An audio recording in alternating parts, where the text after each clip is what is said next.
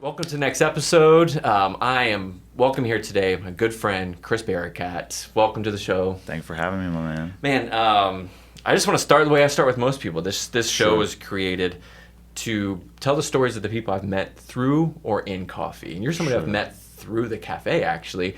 But it may never have happened because you weren't drinking coffee at the time. So how did you step foot into one of the Elevation shops? Yeah, so I have never been into coffee my entire adult life until, I guess, 5 years ago at this point. But my brother was visiting from New York, as you know, and he's a huge coffee consumer. And a huge personality. Yeah, big personality. Kind of walks into any room and definitely I will never forget meeting him that day. Yeah, true New Yorker. But when he came to visit, he just looked up on Yelp, like, where can I go get a good cup of coffee in the morning? And fortunately, it was literally a 6-minute car ride from our house. So, yeah, he went into Elevation, introduced me to the spot, and I started coming frequently, right? But I was always getting tea. I remember you asking, though, at the end of it, you're like, hey, I kind of like the vibe in here. Do you guys cool if I come in and do work and drink tea? Yeah. And, you know, and Esteban, I think, was there that day, and I was there, and he was just like, absolutely, that's what it's for. And then, you know, keep going, sorry. For sure. So I was familiar with Tea Bella, too. Like, I love them I was introduced to Tea Bella from Oxford, and I know that's what you guys serve from the tea side of things. So I would come in, and then eventually I started sitting at the bar more frequently, and then you and Esteban would have me, you know, sample a coffee here and there. Then I started gaining more appreciation for the different flavors, the notes, even just the aroma by itself. And now I'm there basically Monday through Friday, and literally sometimes on the weekends too. They got me absolutely hooked. So yeah, that was the introduction to my coffee. Got you for sure. And now when I travel, I can't just go get the average cup of coffee. I'm like searching for the best coffee spots in the region, and I'm always looking for coffee roasters rather than just cafes, because I feel like that gives me a better chance of getting a really good cup of coffee. It's so funny. I tell random people about meeting you all the time, just because it was such a fun story. Because most people, when I talk to them, I'm like, oh, what was that first cup? They always remember like some Ethiopia yogurt, if it was blueberries, or it was something like, you know, they always had the same story. Yeah. When yours was different. I just remember your brother coming out. I'm pretty sure he ordered an oat milk cortado. Yeah. And he just had that personality of like, yo, this place, I looked it up, it says it's good. Prove to me it's good. You know what I mean? It was like, he didn't say those words, but the energy said that in a positive way. Yeah. And you were just kind of like hands in pockets, you know, just kind of like green tea. Yeah, you know? Exactly. And to Esteban right away, that's like challenge accepted. For sure. You just ordered a tea with this guy next to you that's like ordering cortados, you know? And then I'll just never forget, every time you were in, we were just chatting, you know, learning about what you do, which we'll get into in a minute. Yep. And then, but Esteban always, hey, I made a pour over. Try a little bit of it. I know you're drinking tea. This might remind you of that tea a little bit, you know? Yeah, for sure. And those are always the moments where I feel like people don't get that in cafes. And that's what the cafe was originally built on. It was built on a place for community, for people to come in and for sure to talk to be creative and stuff. So, which brings me to the next question. Like, your creative outlet, you are a natural professional bodybuilder, right? Yes, sir. And on top of that, you're a researcher at UT. You are a coach. Beyond Bodybuilding is what you own. Wearing it, rep it, show it. Yes, sir. Look at that. Absolutely. So tell me more about that, like the creative outlet that goes into, like, let's start with your prep seasons, and then like, what got you into bodybuilding? Yeah, for sure. So I started in 2011 as a 19-year-old in regards to being involved in the competitive space, and that kind of kicked off by meeting one of my lifelong friends now, my first year of college and undergrad. Met this awesome dude. He told me he was doing a natural bodybuilding show, and I didn't know the difference between natural and enhanced. And when I thought of competitive bodybuilding, I just thought of people who were on the Flex magazines and Muscular Development that weighed, 240 to 280 and were absolutely juiced out of their mind. And like, I thought it was cool, but it wasn't something I was interested in at all. And I was weight training. You didn't want to look like Arnold? I did not. No. Like Arnold and Frank Zane's era was super cool. I saw Pumping Iron back in the day, and like all of that was super cool. But the sport changed a lot. And yeah, from a competitive standpoint, I didn't even know that there were organizations that handled the drug testing. It's lifetime natural or 10 years natural, whatever the organization rules are. But I went to see him compete in 2010. And I remember looking at my girlfriend at the time, who's now my wife. I was like, oh, I would Shout out Lisa. Yeah, exactly. I was like, I would never do this. And then 1 year later, I was doing You that said same that to her? exact I show. would never do this? Yeah. I was like, I would never put on these posing trunks and do this. But I was also like kind of bored from I didn't have a physical outlet anymore because when I was way younger, I took martial arts really seriously. And then after that phase, I took basketball really seriously. And I wasn't good enough to play at the D1 level. So I was training 5 days a week, but I didn't have something to train for. I was just going to the gym because I loved it. So once I had something that I could sort of like dangle that carrot like ahead of me and set an actual goal, that's what I did. I eventually did that show at 19, and I thought like it would be a one and done thing, like a bucket list thing. But then it opens up the door of just the pursuit for more. So that dangling carrot, you didn't catch it. No, like does it stay in front of you always? Yeah, like you can keep pushing it further down the road because if deep down you know there's more potential to tap into, that's what is exciting. And I also love that it was an individual sport. Yeah. Because something like basketball, I used to get really frustrated if I spent 6 to 8 hours a day practicing in the summer and then some of my teammates didn't care, whatever it may be. I really, really like the individual component of bodybuilding, and the more you put in, the more you got out. So, it really opened the door for me to continue down this road of developing greater self-discipline and seeing what the practice can sort of yield over time. And as I learned more about the history of the sport and people who were much older than me in the sport, it was this thing that I noticed, I can do this not just for 1 year or 5 years, but I could potentially do this for 10 plus years. And it snowballed over time. So that's kind of how it got started. Yeah, because we are 10 plus years already in right now, right? Because 2011 was 15 years ago. Exactly. That's crazy. So in doing that, like, did you grow up? Did you have a big physique to start? Did you? Yeah, not at all. Not at all. Yeah, so in high school, I was just skinny and scrawny for the most part. I was strong from like a muscular endurance standpoint. I remember every year we would do like the push-up test in gym class, the 1 mile runs and all that. And I've done 100 push-ups in high school, and I think that was like the school record. It was like me and a couple of high school wrestlers that were always at the top. But I was never big. Yeah, and they're doing that all day long, right? But no, I was never big, super skinny and scrawny. And I was always inspired by my oldest brother too, because he always had a great physique. He was into weight training before me, and then he eventually became a professional MMA fighter, the one that you met that got me into coffee, right? So I was always like inspired by strength and fitness. And yeah, it was just like a perfect little pursuit for me, and it continued to grow, and it kind of changed my academic trajectory as well. I was going to undergrad originally for athletic training, and that's what I got my bachelor's in, with the intent of pursuing a physical therapy degree and doing that. Is that the normal route you think that people take? A lot of people do that. They kind of use athletic training as a stepping stone for PT, or maybe even like orthopedics or something like that. But I worked in the physical therapy clinic since I was 18, and I kind of got burnt out from that world. And as I got more interested in bodybuilding, I noticed that here in Florida, that's what brought me down here at the University of Tampa. They had a master's program in exercise and nutrition science, but they were like specifically doing bodybuilding research. That's cool. So I saw that as an undergrad, and that really, really drew me in. So I came down here, switched gears, didn't go for physical therapy, and then got my master's in exercise and nutrition science. So that's kind of how I came here. And then, yeah, just the sport of natural bodybuilding really pivoted everything for me.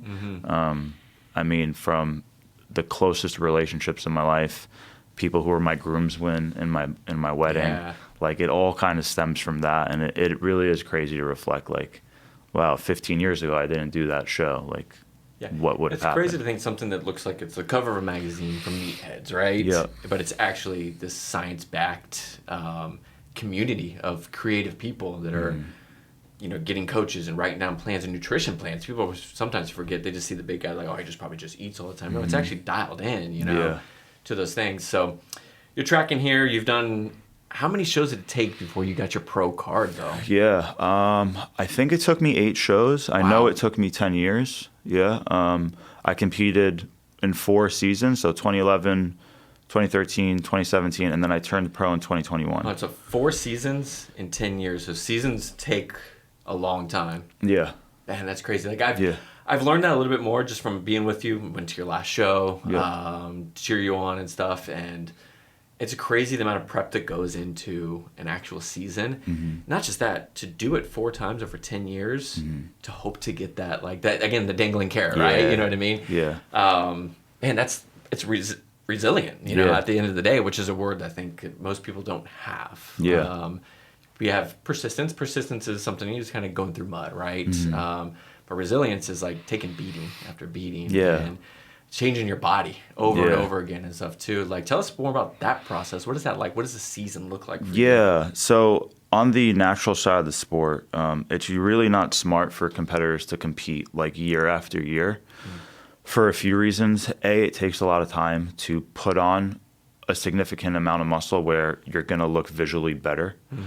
And B, which is probably even more important, is it also takes a lot of time to recover from the harsh reality of the contest prep diet. Yeah. So generally speaking, bodybuilding can be, especially natural bodybuilding, it can be a very healthy outlet, but the competitive side of the sport is acutely unhealthy. So like once somebody gets below 8% body fat and they start getting extremely lean, there's a lot of negative hormonal adaptations that occur. And you are living in a physical and hormonal environment that isn't healthy and it's not sustainable. That's why it's short term. You peak for competition, then you kind of get out. So you're not walking around below 8% all the time. Not at all, right? And that's a good thing because you're walking around in a healthy environment most of the time, but it absolutely isn't what people see on what used to be the magazines and now what's on social media. It just takes a long time to actually put on muscle and it takes a long time to recover. And I was also like the same way people periodize their training to reach a certain goal or to optimize a certain outcome. I was periodizing my life. So like I knew that while I was, finishing my undergrad, I wasn't going to compete. Or while I was diving deeper and deeper into research during my master's, I wasn't going to compete. So I liked competing, every 4 years or so and having those longer breaks for those sort of reasons mentioned. That makes sense. And that's cool. So it's like in between these things, you're kind of always in prep, right? You're never going too far in one direction of letting things slide and everything too, but you're working on research in the middle and everything. So let's go. We got the pro card now. Yeah. You finally reached the dangling carrot. Yeah. What's the next step then? You finally got it. What do you do next?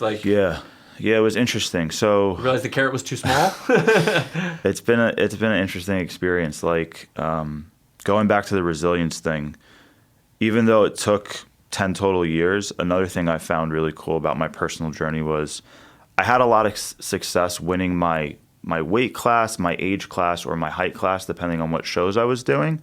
A lot of times I would win my class, but I would not win the overall. Gotcha. So I think this is kind of cool where I actually won my class 7 times. Oh, wow. But lost the overall all 7 times at that same show. Wow. So it's like you have this moment of, you get that quick little dopamine high of like, won my class, perfect. Then you go into the overall, and then there's that moment of disappointment where it's like, I just fell short of the pro card. So what's different from that happened overall multiple in the class, times. Then? Are you going up against guys twice your size or something? Yeah, so it depends on the show that you're at and a lot of different variables, but most of the time I would compete as a lightweight.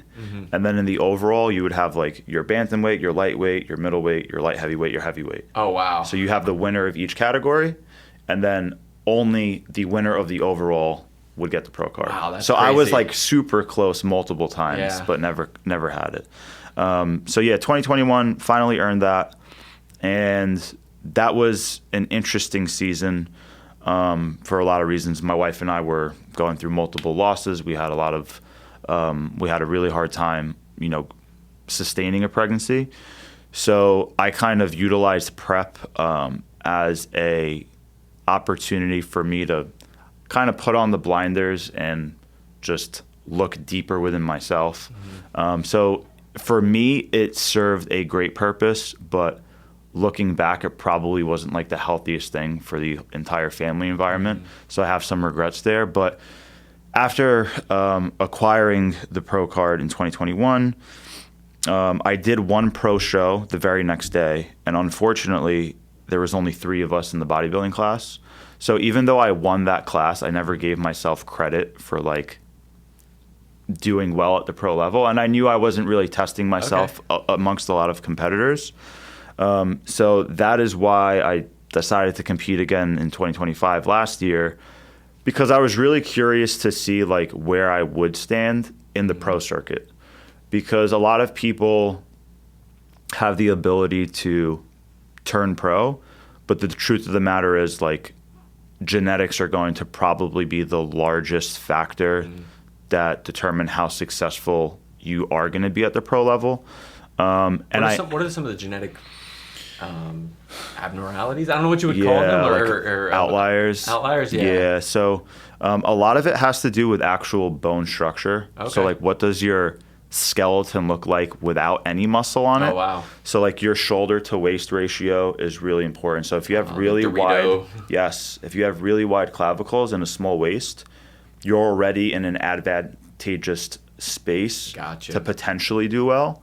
Another thing that can make a really big difference is how big your rib cage is. So if you ever see people with like extremely large barrel chests, it's actually the size of their rib cage and their sternum angle and a lot of variables that impact your actual skeleton. I always wondered that, because I always said like the barrel chest. Like I was always like a scrawnier guy myself too, and I do fitness workout and stuff too. But chest is always the hardest thing for me to grow, and I never thought it was a genetic thing. I'm like, what am I doing wrong? It's all genetic. It's all genetic. So that's a huge component, and then the other component is just like literally where the muscles insert and what your muscle belly shape looks like. Okay.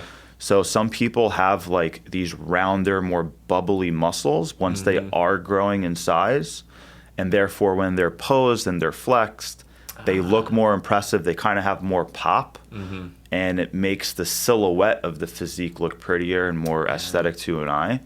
So there's so many genetic components. Calves, are those genetic? Everything, literally everything, right? The shape of every muscle is genetic. I feel a little better now about my small chest and small calves. So like everybody can build muscle over time, but the shape is it's a lot of it's given. A lot of it's given. Yeah. That makes a lot of sense. Yeah. All right, so we reached this point. You got your pro card. You did that little 3-person when you're like, I'm not satisfied. I gotta compete. But it's a 4-year window to do these things.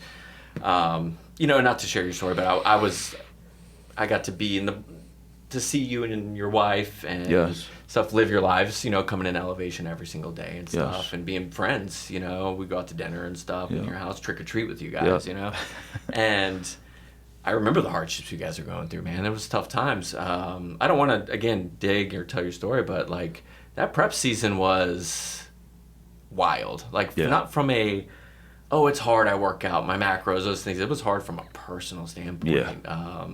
You want to share some of that? Yeah, for sure. I mean, there's so many different places I could go with it, but like essentially before I started that 2021 prep, my wife and I conceived for the first time, and we conceived in December of 2020.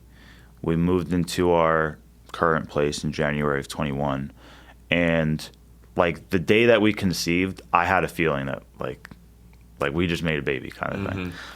And it was one of those weird moments where like I was messing around with her. I was like, you want to call your mom and dad and like let them know we're pregnant? Oh my gosh. Like that's how strongly I felt about it.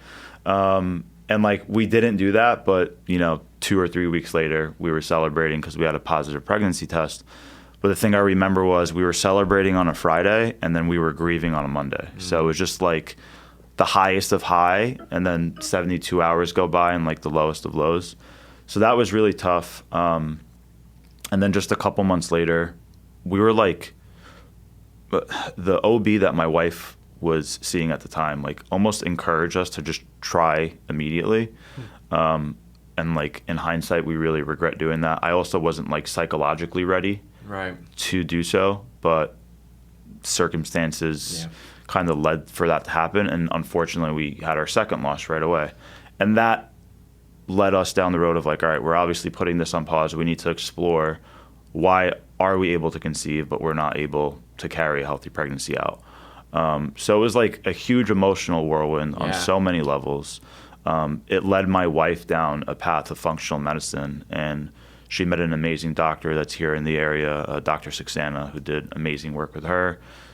She was officially diagnosed with Hashimoto's thyroiditis, so she found out she had an autoimmune disease, started treating that like holistically and through medicine, and eventually got into remission. Unfortunately, we still had a third miscarriage, like I believe a little over a year later. Yeah. So we waited a long, long time, but thank God, after 3 losses, our 4th pregnancy was obviously successful, and then the birth of my first son. Though. It was a lot. Like mentally, physically for Lisa. Yeah. I mean, it's a lot. I just remember too, like resilience. Talk about like, I mean, we're talking about prep season and everything. What she went through is resilient. Like to keep doing that and saying, hey, we're gonna do this. You know, like we're gonna figure it out. And not just that, like you went to this research side of it too. Like hey, let's just find out. Let's like not take some random doctor's word for it. Let's dig deeper into this. And that's where your research background kind of comes into play, right? Yeah. You're just kind of like, well, to pivot a little bit, like what do you research at UT right now? Like, are you digging into holistic stuff? What is it? Yeah, no, right now it's still primarily exercise science based. The lab over there is called the Human Performance Lab. Is it the same lab that I've been in with the DEXA scan and stuff? Okay, cool. Yes. So I used to be in there all the time. Now, fortunately, I'm in a place where I put in a lot of hours running the randomized control studies, collecting the data. I put in like my sweat hours, my sweat equity into the lab. So now I'm sort of in the spot where I collaborate with other researchers, whether it's at UT or even at different universities across the US or even across the world. And we try to answer certain questions within the exercise science space, or that's huge. More specifically the bodybuilding space. So wow. So that's cool. So that's actually the whole background of it. This holistic side wasn't even like part of the research part. Not with me directly, but it made us take more of like a critical lens approach to like, all right, well, what is the root cause here and what's going on? Like, how can we actually sort of nip this in the bud so we will have more success moving forward? The cause, not the symptom the whole time. Yeah. Yes. So my wife did a lot of hard work, made a lot of lifestyle changes that clearly paid off, and she had a lot of great support in her corner, right? From Dr. Saxana to Lori, which you're familiar with, Lori Roman. Shout her out, man. She's the best. And even one of the nurse practitioners that was her OB, Maddie Dupoint, absolutely amazing. So we like surrounded ourselves with a really good team, and fortunately, now we have 2 boys. So look at that. See, that's what I'm saying. Like, you got 2 boys. Don't forget River too. You got 3 boys in the house. River's the dog. He's basically Elevation's mascot. Yes. Everybody knows River. For sure. They know River, and they forget your name sometimes. For sure. What's your name again? I've seen that happen before. And it's 100%. I'm so grateful for River, man. I feel like he prepared me to be a dad, as silly as it sounds. Like he put my training wheels on, where it's like you wake up first thing in the morning, you have another living being to take care of. Yeah. So it really was great training wheels. It's nothing compared to a kid. I now get a little annoyed when people who are dog lovers or animal lovers, they're like, oh, well, I love my pet like a kid, but they don't have kids. I'm like, I promise you it's a little different. Like, for I was sure. you at one point. I was naive. Exactly. But no, River's the best, man. Surprised he's not with me, actually. I was kind of hoping I was going to have him pop up here, get in the frame and everything too. I literally was like, I kind of hope he brings River. He basically comes everywhere with me. And he's just so chill. He would like at first get a little excited, jump on me and stuff, and then he would just be laying. He would just chill right here and just lay down and stuff. For sure. Yeah, he's the best, man.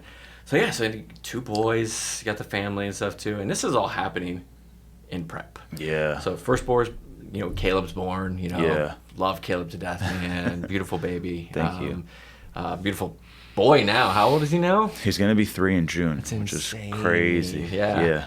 And so from there, you're prepping. What is this bulk phase you're in? Is this adding muscle? Are you in a cut phase at this point? Yeah. Like what part of the season are we in? Right now, I'm like in this recovery phase. At that time? Oh, at that time? Yeah. When Caleb was born? Yeah.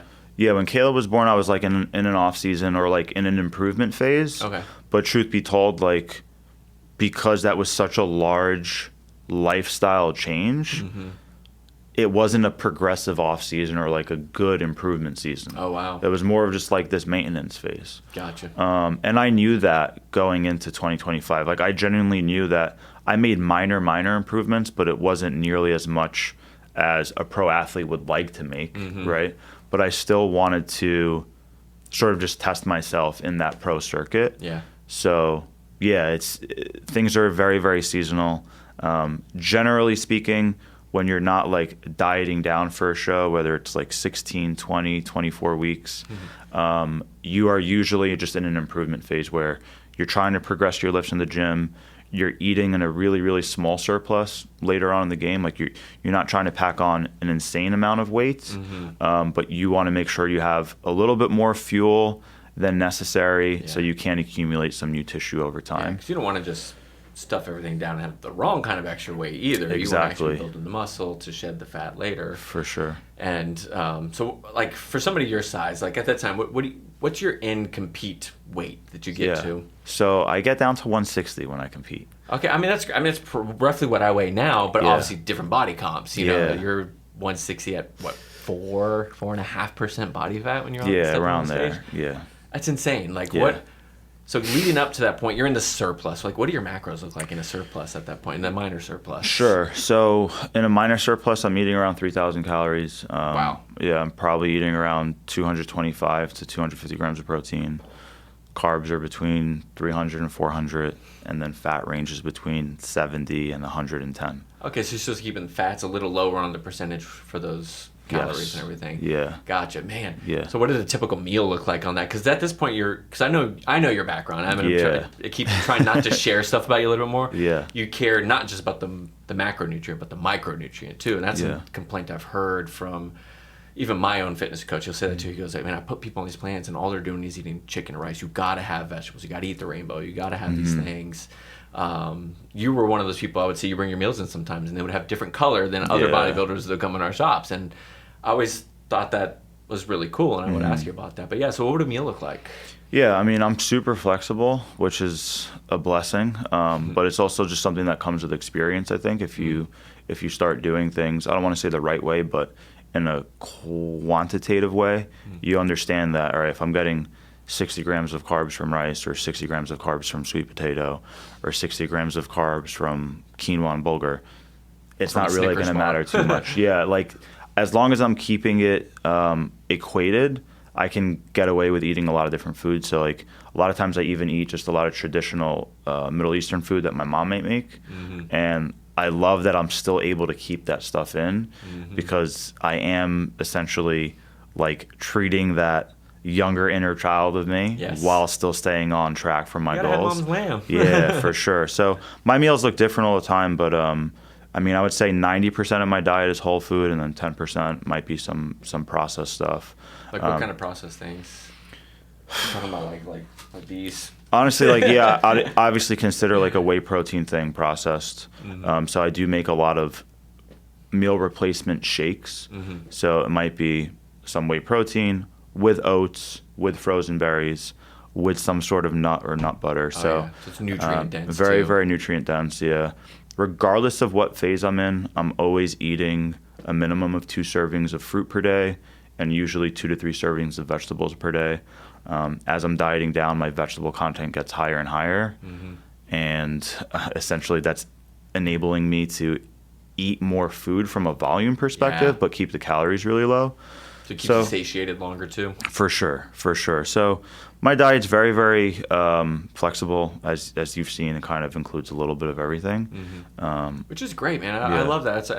It was even, I mean, there were points where, I was in my fitness journey. I was never like that. I just wanted to be functional as I got into my 40s. I wanted to stay fit. I wanted to be healthy. I mean, I was trying to, my coach would teach a lot on longevity, right? Like here, we're not going to overload you too much because you are a businessman. You own businesses. We can't have you crashing hard. We can't have you this. So we're going to actually up your protein. We're going to up it. I'm like, but I'm trying to shed some of the fat. He goes, just trust me on this. We're going to up these things for you because what you fuel your body with matters. And it was the dumbest analogy, but it made so much sense to my lizard brain. He was just like, would you put unleaded fuel into a diesel truck? And I'm like, no. He goes, why are you putting junk in your body? He goes, everything, is fuel. Like you can eat a grain, like you said, like a pound of sugar or something. It's going to fuel your body differently than the same amount of macros in a carbohydrate. like sweet potatoes. You're going to have more nutrients, have fiber. You're going to actually absorb the good parts of it. And man, it was when I got to that point of chasing a feeling, not this goal that I thought was on a magazine cover or something. It became fun at that point, you know? Absolutely. And, but yeah, I would reach out to you all the time. I'm like, hey man, I'm really struggling right here on the spot. How do I dial this back in, or how do I do this? And you would bring me in. You brought me in for that DEXA that one time, and I remember I was like, I was very encouraged and discouraged at the same time. So it was like I was so asymmetrical. I think that was just like, why do I carry so much? Like I have skinny legs, but I have fat in my legs. Like how is this even possible? You know, like I don't remember. Yeah. And then I remember you like, you kind of walked me off a ledge a little bit. For sure. But I can't imagine what it's like coaching a real person. No, man, you don't give yourself enough credit, and a lot of it is kind of psychological in the sense of like how much are we beating ourselves up over something. A lot. Yeah, I think having objective data can be really beneficial for some people when it's coupled with knowing, all right, well, how can I manipulate this? How much value should I give these actual numbers? What does this actually mean? Like a lot of people give way too much, I don't want to say credit, but they put too much stock in what their scale weight is. Yeah. And again, your scale weight is just your total body mass. It has nothing to do with how healthy you are. It's not telling you your body composition.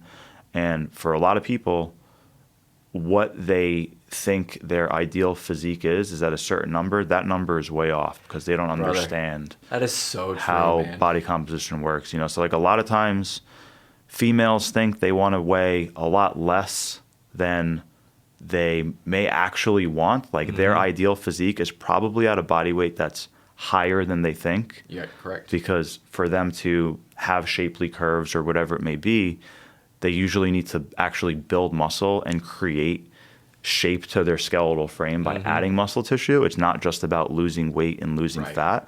So females kind of move on that side of the direction, and then men are kind of on the other side of the direction. They're like, oh, I want to weigh 200 pounds and be like really jacked. But the truth of the matter is, like, they might look amazing at like 170 or 175 or whatever it is.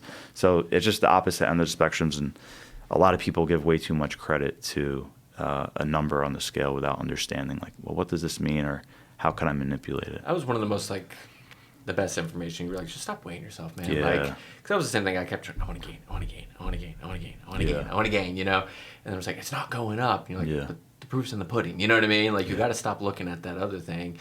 And yeah, having those deep, detailed numbers where it was just kind of like, oh, wow, like, my arms only have, like, 4% body. That's amazing. Okay, cool. Like, you know, and then it's like, but having that data also helps, you know, okay, maybe I need to be hitting legs a little harder. Or maybe I was babying legs, you know what I mean? And I'm glad. I don't like leg day.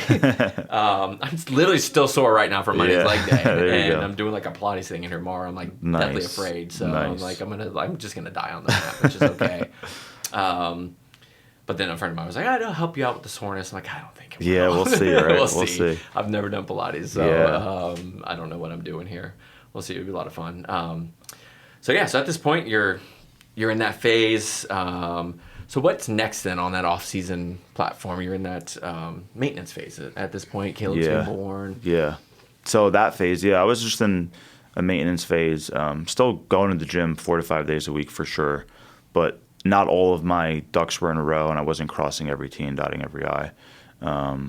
But yeah, I mean, I'm always training. I'm always exercising. It's just like I'm always doing 80% of what I need to be doing. It's the other 20% that really dictate, okay, am I making a lot of progress right now?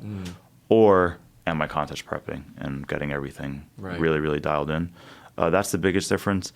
Again, when it comes to just like life periodization, one of the biggest restrictions for me to actually push the envelope and try to make a lot of progress at that time back then, which I'm in a similar place right now, is just what am I able to actually recover from? How much sleep am I getting? Yeah. Becoming a new father with Caleb for the first time, that threw a wrench in things for honestly a good 8 months or so, right? And then they have sleep regressions and whatever. Like now he sleeps, thank God, a good 9 hours straight, maybe 10 hours straight sometimes. But at that point, you're waking up multiple times throughout the night. I'm not going to be making the best progress in the gym during that phase of my life. I'm going through the same thing right now. My second son's 3 months old. So like I'm not even attempting to make improvements right now. Right. I'm just trying to maintain. Gotcha. Because I understand what the rest of my life looks like. I'm spending more time on business things. I'm spending a lot of times with my kids. And I just know I'm not in the actual spot to push the envelope right now. Gotcha. Otherwise, I would have to be like overly selfish. The competitive side of the sport can be very selfish. But that's why I like to pick my periods where I'm going to go really hard for these next 6 months. I might have to dial back my work-related task for a little while, and I'm just cool with it. Like maybe I earn a little bit less money for the next few months. I take on a couple less clients, whatever it may be, and I just accept that because my priorities shifted for a 6-month period. Yeah. I push the envelope then I can maintain that for a little while, and then when it's time to go again, I kind of need to just kind of move my priorities around. So gotcha, man. Yeah. So during that phase, where is that that switch that flips then? Like where is that point where you're just like, okay, I'm out of this maintenance mode. Now's the time to, I wouldn't want to call it selfish. It's not selfish. Yeah. I mean, this is also your career path. It is what helps feed your family. It is the thing. You being on a stage, showing the proof in the pudding too, is what gets you more clients as well. So it's not really, I mean, I guess we could frame it as selfish, and we always have to be selfish in some way, right? Yeah. But this is your career path. So at that point, you got Caleb, you got work going on, you're at maintenance and everything too. When is it? Is it a planned thing, or is it one of those like, hey, honey, I think it's time to go into overdrive? Yeah, no, it is very planned. It's like just that intentional decision. For me, a lot of times it's knowing when my next competition is going to be. Do you plan that out that far in advance? In the past, I used to all the time. Yeah, I used to all the time. Now I'm way more flexible, and I know that, okay, I want to go again in the future, but I don't know exactly when that's going to be. It helps to have timelines because then it sort of forces you to structure things a certain way. Makes sense. Right? Otherwise, you sort of kick the can further down the road, and you're okay with like just cruising and maintaining. You'll find an excuse not to do the thing for if you sure. don't actually set it up. For sure. So yeah, a lot of it comes down to just making an intentional decision, and that's what I had to do. Like in 2024, in the fall of 2024 is when I really got my stuff together, knowing that I would compete literally 12 months later. Okay, so it's like a 12-month, like, dialed in. Yes. It was 6 months of improving and then 6 months of dieting down, basically. Wow, and cutting. Dang. Yeah. So in that improvement phase, are you still in a surplus at that point? Yeah, I'm in a surplus. Everything's really, really controlled. But, again, I'm also just auto-regulating my nutritional decisions and my training based on feedback. Okay. So how are things feeling in the gym? How am I progressing in the gym? How is body composition changing over time? I've been doing this long enough that I can auto-regulate a lot of variables and be very, very flexible. Whereas when I work with more intermediate level clients, it's a bit more, we're going to do this for 16 weeks. We're going to do this for 6 weeks. We're going to do this for 12 weeks. Wow. It's a little bit more periodized and structured that way. But when it comes to sort of coaching myself and being my own guinea pig, oh man, a lot of these knobs I'm tweaking with pretty frequently, but also just based off of that biofeedback. Gotcha. Yeah. So like, I mean, you have this plan. You're like you said, weeks to weeks to weeks. You know exactly what you're doing. Things don't always go as planned though, right? Yeah. Broken feet happen? Yes, yes. How was that? Like, I remember you walking in with a boot one day or something. Yeah, man. It's funny, like, you almost forget about some of these things, too.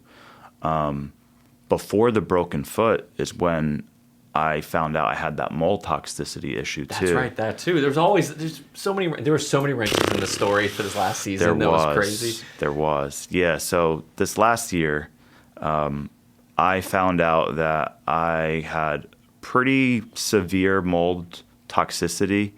Lori Roman, shout out to her again. Oh, huge. She had this inkling based off of my blood work and based off just some of my symptoms that I probably had some sort of mold issue. And my previous car was totaled due to water damage. So long story short, my last car had water damage from a previous hurricane, and I was driving around this thing for a good 8 to 10 months without knowing that there was severe mold because it wasn't visible at all. It was all underneath the carpet, so nothing was visible whatsoever. It's just baking in the Florida sun, the humidity. Exactly. It's growing. Exactly. It's growing. And like, it was one of those other things too, where I was like, oh, maybe it's my gym bag in the trunk, or maybe it's River hanging out in the car, like whatever. Right? I'm like, yeah, something smells a little off, but it wasn't like bad, you know? Right. So I dealt with that for a long period of time. Turns out I was basically sick, and my immune system was on basically overdrive trying to fight this thing off. So I wasn't starting off in a great spot by any means. And then I treated that with Lori's help, took a completely holistic approach to that, felt so much better. Oh my God, like cognitively, my performance in the gym, my energy day to day, everything was so much better. And I was contest prepping. I committed to contest prepping before I even found out about the mold toxicity. Once I found out about it, I asked Laura, I'm like, do you think I should continue to go about this, or is it going to take too long to treat? And she's like, no, just go for it. Like, Nice. You only live once kind of thing. Yeah. So I still kept my head in the game, started prep, and then literally 3 weeks into my contest prep, I was at a gym in New York during Easter, and a 25-pound plate fell on my foot, broke my foot, ended up being in a boot, supposed to be in the boot for 4 weeks, didn't listen to the doctors, only wore it for 2 weeks. So I started off my entire prep like just not in a good position. Yeah. In a lot of different ways, but worked around it. I have enough tools in my toolbox from a training perspective where I was still training legs with the boot, doing a lot of unilateral work, doing something called blood flow restriction training. So I worked around it, and the goal there was like just maintain as much muscle as I possibly can. I'm not thinking to build. I just wanted to like minimize the regression. But I do remember from wearing the boot, my right calf completely disappeared. Oh my gosh. So quickly. But calves take years to grow. It also came back so quickly. It was hallelujah. insane. Yeah, it was really crazy to see how much mass I lost on my calf and how quickly Just from it being came back. restricted in this boot. Yeah, just that immobilization is the fastest way to lose muscle tissue. Yeah, It's true, man. I've heard people say that the biggest pandemic isn't technically obesity in and of itself. It's immobility and lack of muscle. yeah, Like muscle is the key to longevity. Muscle is the key to most curing diseases. Your body needs muscle to cure diseases and stuff that come in. Can't gain it if you're not mobile, though. Yeah. Can't gain it if you're not moving and stuff. So at that point, broken foot. Yeah. Then your son breaks his foot. yes. Same foot, same bone. Insane. Insane. Like, you're just like, keep throwing them. Just at this Literally. point, you're like, I'm just gonna. I don't even know what to do. Like, Yeah, and my son had the mold toxicity issue too. Yep. So I had to put him on a very similar protocol, and just giving a toddler medicine good three luck. times a day. Yeah, good luck. That's a whole job in itself, right? So yeah, prep started off in a really, really poor position, to be honest with you, and a lot of these obstacles continue to come my way throughout the entire thing. And once you're just fully committed and locked into something, you're just going to find a way to make That's it what it happen. is, man. Going back to the word resilience, man. Yeah. Like you had outs. Yeah. You could have been like, I got the pro card already. Yeah. I've proved to enough people. I Yeah. can coach people, keep going. But Yeah. you're like, no, it was internal. You were like, this is war now. Yeah. I'm getting on that stage. Yeah, and it was for me, man, because I had a lot of limiting beliefs in regards to where I would land on the pro circuit. So I wanted to see where that was, so I would know, would I ever do this again? Do I ever want to do this again? Or is the competing side of things in the past for me, and I'm just going to focus on coaching and life and being a family man, Right. and like hanging sort out of at hang the it up. coffee shop. Yeah, and that would have been totally fine. But I'm glad I went through with the season, and it wasn't a great competitive season by any means. It was the worst I've ever done competitively. Which is insane to me. I saw your physique Yeah. on the stage, in Yeah. person. I saw you changing every day. And again, you always wear something like this. Yeah. And I'm the clown that shows every day. No, look at this guy's Instagram. Yeah, Like, look yeah. at this guy. But man, it was just one of those things. Like you see people, again, like there's a certain thing about that lean where you can see the striations in the muscles, that type of thing. And I saw you on the stage with other people that may have been bigger people in the same weight class and everything too, but they didn't have the same body comp change in physique that you had. So it was just to get up there and do that, I thought was amazing. And I appreciate it. and yeah, no, dude, and just to have, your family was there, all those people, but and family too. At this point, you're finally getting there. You got the boot off. You feel like things are doing good, and then, hey, honey, we're pregnant. Yeah. Another like, oh man, and then the due date was right around the time you were traveling overseas for shows, right? Yeah, that moved the goalpost for me a lot. So my original intention was to compete at something called WMBF Worlds. It's a world championship with the organization I compete with. They're called the World Natural Bodybuilding Federation. My goal, and that's always in November. So before my wife and I conceived for our second, that was the vision of the year, close out the year in November.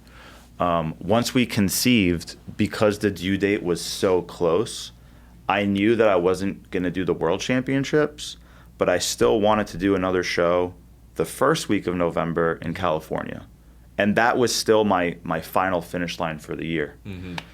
While I was competing internationally in the UK and Dubai, my wife ended up in the hospital.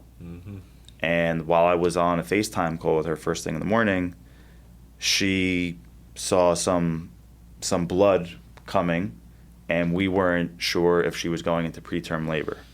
So long story short, I'm on the other side of the world. I am 2 days out or 1 day out from competition in Dubai when all of this is going down. So I'm looking at flights to travel back home. I didn't know if I was going to...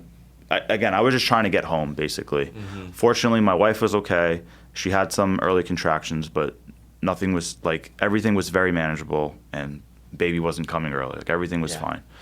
But it was super scary, man. Super stressful, so far from ideal, 1 day before your show. And then, long story short, when that was happening, I knew I made a promise to myself and to God that I was not going to compete in November, that I wasn't going to travel to California and be an airplane right away while we were that close out. So that was, again, I really don't, it's totally fine. It doesn't matter. Right. But the frustrating thing as the pro athlete was my intention was to be 100% in November. That was the for that finish line. That was the finish line. You were 98, 99. Yeah, so in September I was warming up. Those were my warm-up shows. I haven't competed in 4 years. I'm kind of dusting off the cobwebs. I wasn't expecting to be at my best. But unfortunately, that's kind of where my best physique for the season was brought. Was probably in the UK. Yeah. So it was nuts. It was nuts. You got to see me compete here in St. Pete, Florida, which was super cool, and I so appreciated you coming out. Oh, dude, I would have held a banner up if I could. If they would have let me. If there weren't people behind. No, it was super cool, but the thing with that show was that wasn't a natural bodybuilding show. It wasn't a drug-tested show. And I wouldn't have even done it if it wasn't local and it wasn't just for my family and friends to be able to see me compete that year, especially my son, because the competitive fire to compete that year completely died after the Dubai competition once I knew I wasn't competing in November. So that was a whole interesting experience. I was basically just maintaining that stage level of conditioning for probably 4 to 5 weeks without actually wanting to. Wow. Yeah, I was just you were life's hit me, man. I've done that. I've stepped on the stage. The finish line is not going to be the finish line anymore. But we still have this one show, and it's also an open show. It's not drug tested. So you're going in there natural, completely natural against dudes that you don't know what they've been using and stuff too. So at this point, you're kind of and that's what I said. There was guys in your weight classes that just the size on them alone was and I didn't really realize what the difference was until I saw that. I was like, that's what enhanced looks like. You know what I mean? Because to me, you look enhanced to me. Not in you know what I mean? I'm just holy crap, that's physique. And then you get these other guys that, again, they might not have the same the striations of the muscle and everything, but their size alone, like you had said, some of it was genetics, but some of it is. I don't even know what they use these days. You know what I mean? Injections or creams. I don't know what it is. But you still did it. You got out there, competed against them.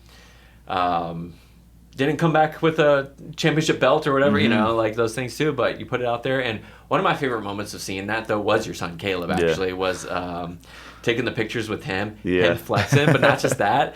When you pros do Yeah. it, you guys always pull your pants down to Yeah, show yeah. like the actual To show shoe you the wear, quads. and then Yeah, you pull yeah. his pants down, dude, dying. That I think it was was your mom was amazing. trying to cover him. Yeah, and everything. yeah, yeah. Hilarious. Yeah, I love it. He used to come in the garage every Sunday when I would practice my posing and pose with me, and That's it's so super, cool. super cool. Yeah, so that was a great experience. And Great posing experience. practice is in and of itself its own art form. Yeah. Like, that is something I didn't learn, except when I was talking to a few of the regulars at the time, and they Mm-hmm. were like, "Oh no, like I'm a posing coach." I'm like, "A what now?" Yeah, And I'm like, "Yeah, like you don't understand like what it takes to pose." You go, like, "Have you ever taken a picture of yourself?" I'm like, "Yeah." Were you gassed? Yeah. 3 seconds into it? I'm like, "Yeah." Yeah, yeah, yeah. Just so you can try to get a certain muscle to pop, we have to do that for our whole bodies. Yeah. You know, Yeah. and I'm just like, that makes sense. And you're on stage for 2-3 minutes, then you go off, then you come back, and you go Yeah. off. It's like, it is an endurance at Yeah. that point, you know. Yeah. And I'm like, I don't know what goes into learning how to pose and pose right, you know. yeah. Posing is interesting. It is an art form for sure. It's something I've continued to get better at over the years, and continue to be more curious about over the years. One thing I love about like this new category called classic physique is that people are taking their posing more seriously. And when people do their routines now, it's sort of like a choreographed, I don't want to say dance routine, right? Yeah. But people are really taking that more seriously like they used to back in the 70s, 80s, and 90s. That side of the sport kind of moved away from the artistic side of the posing, but it's coming back now. And it does take a lot of skill. Understanding what makes a really pretty silhouette is a huge component to that. I always tell people when you're posing, you're basically thinking about joint positioning from the ground up. So you're thinking, all right, how are my feet pointed? How are my knees bent? How is my pelvis positioned? It's not just about flexing this up here, all the other stuff goes into Yeah, play. you want to get every joint in a particular position. So you're thinking, yeah, literally ankle, knee, pelvis, hip, torso, Wow. shoulders, elbows, wrist. You think about that in every single shot. And then you're trying to create certain lines. You're trying to create certain illusions. You want to make your shoulders look as big as possible in every pose while making your waist look as small as possible. So it is very, very So you elusive. can't even suck in too much because it's going to expand your belly. So, but you Yeah. got to like, you're trying to hold your breath at the same time. Man, that sounds difficult. Yeah, it's one of those things I love and hate about the sport, because when people don't know how much goes into posing, they almost find physiques more impressive than they really are. What I mean by that is, like, Jonathan, if you saw me on competition day backstage not posing, not flexed, not in any sort of body position, you would say like, oh, that guy clearly like works out, he has a good physique, but like you probably wouldn't even say like he's a competitive bodybuilder, especially as a natural.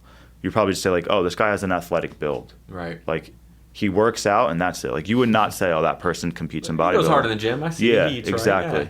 But it's not until somebody hits a pose and hits a pose properly where it's like very impressive, but it's also very elusive. Yeah. So I love it, but I also kind of feel bad for people on the outside who don't necessarily know how much elusivity is there. Yeah, You it's know? true. Yeah. Yeah, it's interesting. So you didn't get to finish it, but I remember you, that whole prep phase, you were like, this is probably my final season. You know, Yeah. I'm going to go there. I just wanted to prove to myself on the pro circuit. Yeah. It's not your final season, though, is it? Yeah, probably not. Probably not, okay. Probably not. So there's still I a would- potential 40-year, well, you're not 40 yet, but by the time you compete, you'll be, Yeah, 40? over 35 for sure. I'm 34 now, so if I wait another 4 years, 3-4 38? years, yeah, 37, 38, 39, something like that.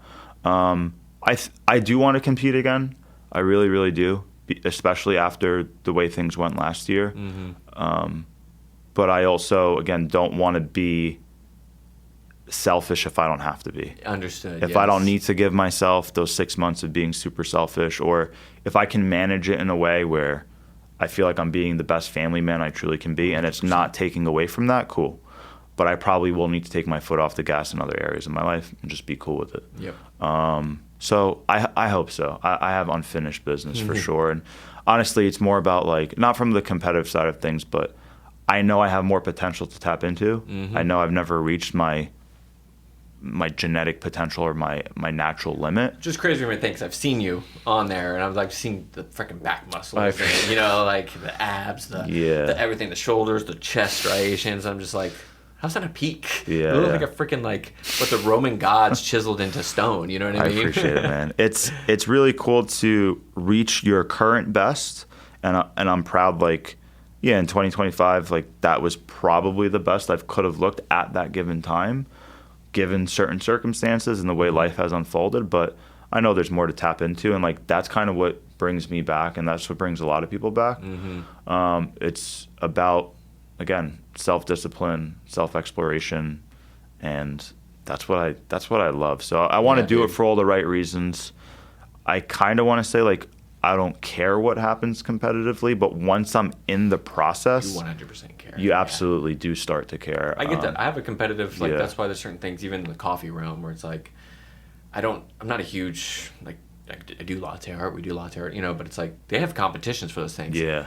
I don't want to do them, not because I know how competitive I would get once I get into it, and it would consume parts of me, and I already look at those people that I know, they're so freaking good. Like, in order for me to beat that guy, I have to stop roasting, I have to stop managing the stops, I have to, you know, and it's for what? Yeah. For a lot, and like it's a great thing to have, and the people who do it are fantastic at it. We just had a competition here at Autonomy a couple weeks ago, and the two people that got first and second place, it would take me 2 years of practice to get to those guys' levels. You know what I mean? And I'm already pretty good, you know? That's wild. And so I'm kind of like, that's something that I know the competitive side of me, I'm like, I'm just going to back away from it. I'm not going to touch that because it's also not the true passion for me. Sure. And when you have a true passion, though, it's one of those things you got to chase and stuff, too. So cool. Do you mind if I run through a couple rapid-fire questions? Yeah, let's do it. All right. What other creative outlets do you have? Creative outlets. I love writing. I like writing, and I'm really interested in gardening. That's something I need to learn a lot more about. I did not know that. Yeah. Are you familiar with Vista Gardens, like in the Carrollwood area? No? Oh yeah. It's right off of. It's in Old Carrollwood, like the original Carrollwood. Yeah. Like kind of off of Northdale. Yep. Yeah. I want to go there because they have those community gardens. They have like educational, not classes, but they have these resources that I really want to explore. So gardening is something I'm very much into. Okay. Yeah. What's your strongest muscle? Oh, back by far. What's your weakest muscle? Pressing in general, so like chest. Okay. Yeah. Is that a rotator cuff thing, or is it just a strength? No, long arms. So long arms and shallow rib cage, right? Oh, so you press far. Yeah, like we have longer ranges of motion to work through. So like if someone has like a really impressive bench press, a lot of times they have short arms and they have a really barrel chest, so they're moving the bar through smaller ranges of motion. I've seen this, and I get jealous every time. So I'm like, come on, man, I want that. I already know this one a little bit, though. You know, what's your favorite coffee you've ever had? Oh, what was it called? The cherry brownie? The brownie process. The brownie process. Yeah. So I was wondering if it was between brownie that or process. the Cherry Madness, the Winter Cherry Madness, or the Felipe Trujillo brownie one. Brownie process. I'll never forget when you bought the last bag of it, and that one guy was literally like, "Whoever has it, I'll pay $100 for it." Yeah, exactly. And you're like, "We're no, auctioning I'm gonna keep it." At this point, you're like auctioning it off. Yeah. That was phenomenal. One final meal. What would you have? Wow. I hate the term death row because you never even have death row, you know, but that's the term. Your death row meal. What is it going to be? For sure. What is that? I guess this fits actually your model. Yeah. You're done with competition. You get that crazy meal that you're just like, I haven't been able to eat this, sort of. You know, what is it? Yeah. Well, if I had one final meal ever, it would be my mom's cooking for sure. Some sort of Middle Eastern food. But like post show, I'm at the phase where it's like I'm not stuffing my face with donuts or pizza or burgers and fries. I remember after the St. Pete one, we usually go to what's that Cuban spot? Bodega. Yeah. Yeah, just got like a good Cuban sandwich and very, very happy with that. Nothing too crazy. Yeah, nothing too crazy. Gotcha. You don't want to throw the body in the shock. No, yeah, and I'm not like I love food, but like I'm not gonna overeat just like sweets and things that are gonna make me feel really shitty 30 minutes after eating it. I'm not about that. Yeah. No, I get that 100%. Well, you're back to your mom's then. What's the meal? Is there a specific one? Oh man, it's tough. It's a great question. Yeah. There's a dish called maklube, which I absolutely love, that my mom makes, and Lisa makes it really, really good as well. That's an amazing dish. It's essentially rice, cauliflower, eggplant, chicken, tomato, and it's all in this one huge pot. Oh, sounds good. And we flip the pot over, and then we add yogurt to it. Oh, wow. Yeah. It's like you serve your dish, and then you put yogurt in it and mix it all up. It's really, really delicious. Lisa, next time you make it, I want to invite you. Yeah, for sure, for sure. You work out with one person you've never worked out with. Who is it? Oh man.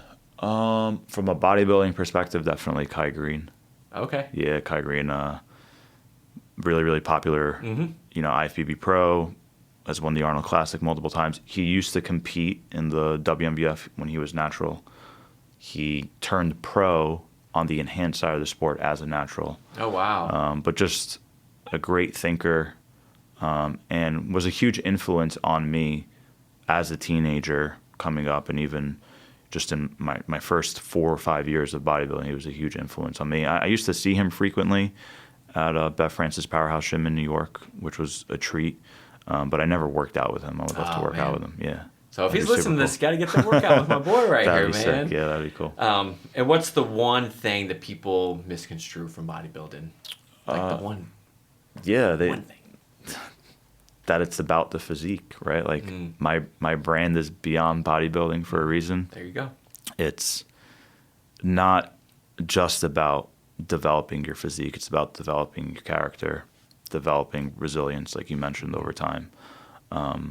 The same way that you progressively overload in the gym to get stronger over time, to build muscle over time, life progressively overloads for you, whether you want it or not. Ain't So that the truth, yeah, like man. every year is going to be harder, and I fully accept that. Like the chapter I'm in now is as crazy as 2025 sounded, and everything we spoke about today on the podcast sounded, with those life's ups and downs that we've experienced.